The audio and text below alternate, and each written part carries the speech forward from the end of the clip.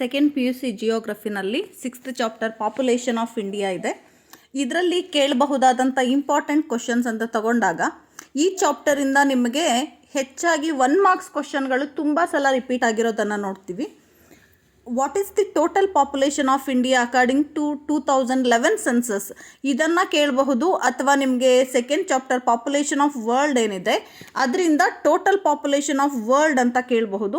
World ಕೇಳಿದ್ರೆ 7 billion ಅಂತ ಬರೀರಿ. ಟೋಟಲ್ ಪಾಪ್ಯುಲೇಷನ್ ಆಫ್ ಇಂಡಿಯಾ ಅಂತ ಕೇಳಿದಾಗ 2011 ಸೆನ್ಸಸ್ ಪ್ರಕಾರ 121.01 ಕ್ರೋರ್ಸ್. ಇದೆರಡು ಗೊಂದಲ ಮಾಡ್ಕೋಬೇಡಿ. ಈ ಪ್ರಶ್ನೆ ಇಲ್ಲ ಆ ಪ್ರಶ್ನೆ ಎರಡರಲ್ಲಿ ಒಂದು ಪ್ರಶ್ನೆ ಗ್ಯಾರಂಟಿ ಕೇಳ್ತಾರೆ.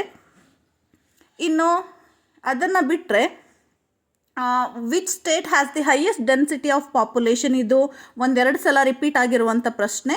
ಹೈಯೆಸ್ಟ್ ಡೆನ್ಸಿಟಿ ಆಫ್ ಪಾಪ್ಯುಲೇಷನ್ ಅಂತ ತಗೊಂಡಾಗ ಬಿಹಾರ್ ಅನ್ನೋದನ್ನು ನೆನಪಿಟ್ಕೊಳ್ಳಿ. ಇನ್ನು what is the average birth and death rate of India, ಇದು 2 ಮಾರ್ಕ್ಸ್ಗೆ ಕೇಳಿರುವಂಥ ಪ್ರಶ್ನೆ. ಬರ್ತ್ ರೇಟ್ ತಗೊಂಡಾಗ 22.22 1000 ಪರ್ಸನ್ಸ್. ಹಾಗೆಯೇ ಡೆತ್ ರೇಟ್ ತಗೊಂಡಾಗ 6.4 per 1000 ಪರ್ಸನ್ ಇನ್ 2011. ಇದು ಕೇಳೋ ಸಾಧ್ಯತೆ ಇರುತ್ತೆ.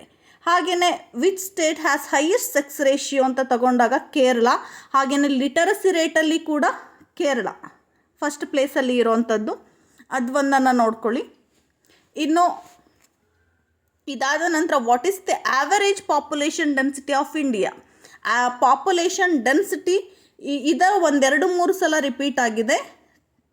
382 ಪರ್ಸನ್ಸ್ ಪರ್ ಸ್ಕ್ವೇರ್ ಕಿಲೋಮೀಟರ್, 382. ಇದು ಒಂದನ್ನು ನೋಡ್ಕೊಳ್ಳಿ. ಇಲ್ಲ ಟೋಟಲ್ ಪಾಪ್ಯುಲೇಷನ್ ಆಫ್ ಇಂಡಿಯಾ ಕೇಳಿದ್ರೆ ಈ ಪ್ರಶ್ನೆ ಕೇಳಲ್ಲ. ಅದೇನಾದರೂ ಪ್ರಶ್ನೆ ಕೇಳಿಲ್ಲ ಅಂದರೆ ಆವರೇಜ್ ಪಾಪ್ಯುಲೇಷನ್ ಡೆನ್ಸಿಟಿ ಕೇಳ್ತಾರೆ. In which year family planning programme was introduced in India, ಈ ಪ್ರಶ್ನೆ ಸಹ 2-3 ಸಲ ರಿಪೀಟ್ ಆಗಿದೆ. 1952. ಇದು ಒಂದನ್ನು ನೋಡ್ಕೊಳ್ಳಿ.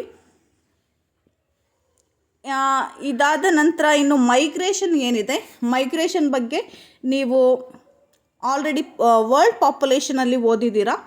ಇದರಲ್ಲಿ ತಗೊಂಡಾಗ which stream of internal migration is called as woman migration, ಅಂದರೆ ಮಹಿಳಾ ವಲಸೆ ಅಂತ ಯಾವ ವಲಸೆಯನ್ನು ಕರಿತೀವಿ, ಯಾವ ಇಂಟರ್ನಲ್ ಮೈಗ್ರೇಷನನ್ನು ಕರಿತೀವಿ ಅಂದಾಗ rural to rural migration, rural to rural.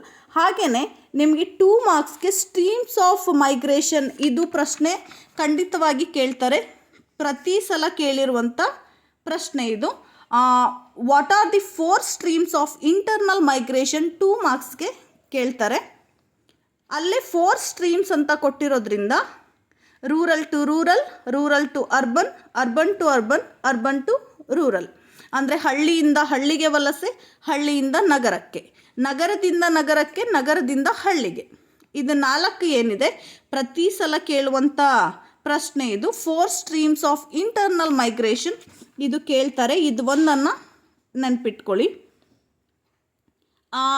Expand UNDP ನಿಮಗೆ HDI ಎಕ್ಸ್ಪ್ಯಾಂಡ್ ಮಾಡಲಿಕ್ಕೆ ಕೇಳ್ಬೋದು.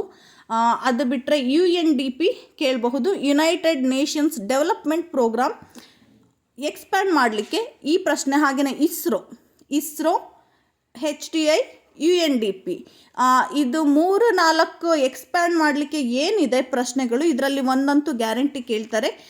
ಹ್ಯೂಮನ್ ಡೆವಲಪ್ಮೆಂಟ್ ಇಂಡೆಕ್ಸ್, ಹಾಗೆಯೇ ಇಸ್ರೋ ಅಂತ ತಗೊಂಡಾಗ Indian Space Research Organisation, UNDP ಅಂದಾಗ ಯುನೈಟೆಡ್ ನೇಷನ್ಸ್ ಡೆವಲಪ್ಮೆಂಟ್ ಪ್ರೋಗ್ರಾಮ್. ಇವುಗಳನ್ನು ನೆನಪಿಟ್ಕೊಳ್ಳಿ. ಇನ್ನು ಮೈಗ್ರೇಷನ್ ನೀವು ಸೆಕೆಂಡ್ ಚಾಪ್ಟರಲ್ಲೇ ಓದಿರ್ತೀರ. ಅದು ಒಂದು.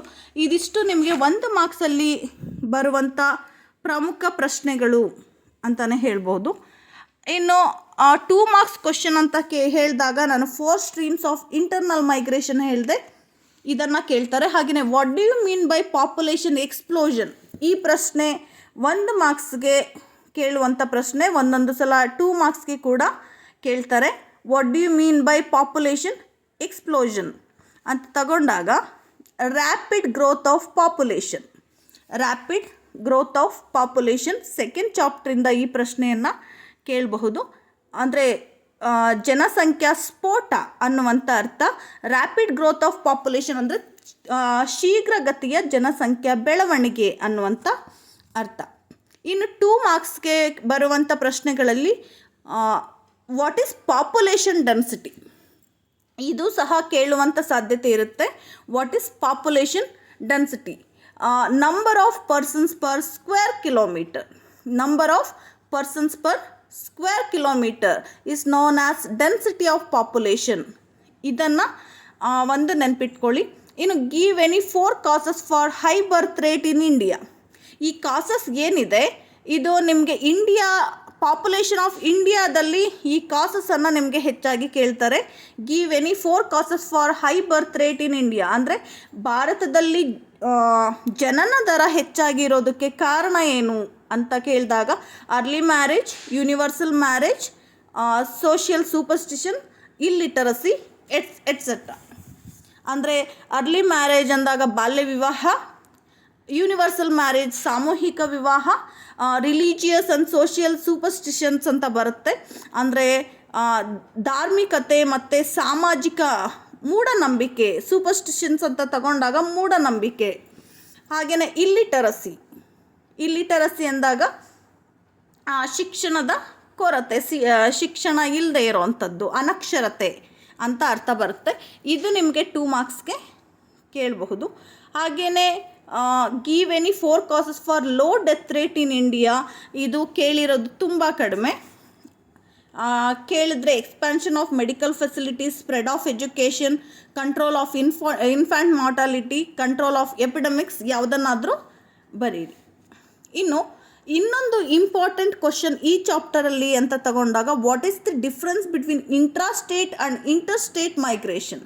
ಇಂಟ್ರಾಸ್ಟೇಟ್ ಆ್ಯಂಡ್ ಇಂಟರ್ಸ್ಟೇಟ್ ಮೈಗ್ರೇಷನ್ ಡಿಫ್ರೆನ್ಸ್ ಏನು? ಇದು 2 ಮಾರ್ಕ್ಸ್ಗೆ ತುಂಬ ಸಲ ಕೇಳಿದ್ದಾರೆ. ಇದು ಒಂದನ್ನು ನೋಡ್ಕೊಳ್ಳಿ. ಇಂಟರ್ಸ್ಟೇಟ್ ಅಂತ ತಗೊಂಡಾಗ one state to another state. Intrastate ಅಂದಾಗ ವಿತಿನ್ ದಿ ಸ್ಟೇಟ್ ಅನ್ನುವಂಥ ಅರ್ಥ. ಈಗ ಇಂಟರ್ ಸ್ಟೇಟ್ ಅಂದಾಗ ನೀವು ಹೇಗೆ ನೆನ್ಪಿಟ್ಕೋಬೇಕು? ಇಂಟರ್ ಕ್ಯಾಸ್ಟ್ ಮ್ಯಾರೇಜ್ ಅಂದರೆ ಬೇರೆ ಬೇರೆ ಜಾತಿಗಳು ಅಂತ ಬರುತ್ತಲ್ಲ, ಹಾಗೆಯೇ ಇಂಟರ್ ಸ್ಟೇಟ್ ಅಂತ ತಗೊಂಡಾಗ ಬೇರೆ ಬೇರೆ ರಾಜ್ಯಗಳು. ಹಾಗಾಗಿ ಡಿಫ್ರೆನ್ಸ್ ಬಿಟ್ವೀನ್ ಇಂಟ್ರಾಸ್ಟೇಟ್ ಅಂದಾಗ movement of people from one state to another is called inter state migration. Movement of people from one place to another place within the state ಅಂತ ತಗೊಂಡಾಗ ಇದು ಇಂಟ್ರಾಸ್ಟೇಟ್ ಮೈಗ್ರೇಷನ್ ಅಂತ. ಇವೆರಡು ನೋಡ್ಕೊಳ್ಳಿ, ಇದು ಕೇಳೋ ಸಾಧ್ಯತೆ ಇರುತ್ತೆ. ಎಕ್ಸಾಂಪಲ್ ಇಂಟರ್ ಸ್ಟೇಟ್ ಅಂದಾಗ ಎಕ್ಸಾಂಪಲ್ ಕರ್ನಾಟಕ ಟು ಗೋವಾ. ಇಂಟ್ರಾಸ್ಟೇಟ್ ಅಂತ ತಗೊಂಡಾಗ ಮೈಸೂರು ಟು ಬ್ಯಾಂಗ್ಳೂರು. ಇಂಟರ್ ಅಂದಾಗ ಕರ್ನಾಟಕ ಗೋವಾ, ಇಂಟ್ರಾ ಅಂದಾಗ ಬ್ಯಾಂಗ್ಳೂರು ಟು ಮೈಸೂರು. ಈ ಥರ ನೆನಪನ್ನು ಇಟ್ಕೊಳ್ಳಿ, ಇದು ಕೇಳುವಂಥ ಸಾಧ್ಯತೆ ಇರುತ್ತೆ. ಇನ್ನು name the States of highest and lowest HDI in India. ಇದು 1-2 ಸಲ ಕೇಳಿದ್ದಾರೆ. ಕೇರಳ ಹೈಯೆಸ್ಟ್ HDI ಇದ್ದರೆ ಛತ್ತೀಸ್ಗಢ ಲೋಯೆಸ್ಟ್ HDI ಇರೋದನ್ನು ನೋಡ್ತೀವಿ. ಇದಿಷ್ಟು ಸಹ ನಿಮಗೆ 2 ಮಾರ್ಕ್ಸ್ಗೆ ಕೇಳುವ